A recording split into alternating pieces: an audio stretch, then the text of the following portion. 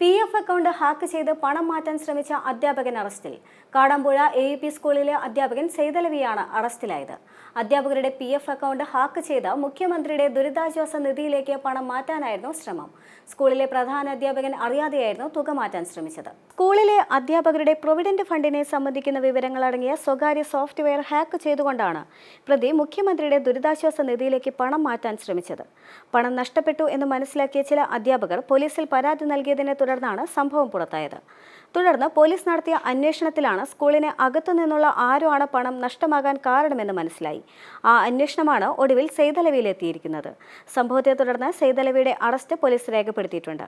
മാത്രമല്ല, സെയ്തലവിക്കെതിരെ 8 കേസുകൾ നിലവിലുണ്ട് എന്നാണ് പോലീസ് നൽകുന്ന വിവരം. M5 news, Malappuram.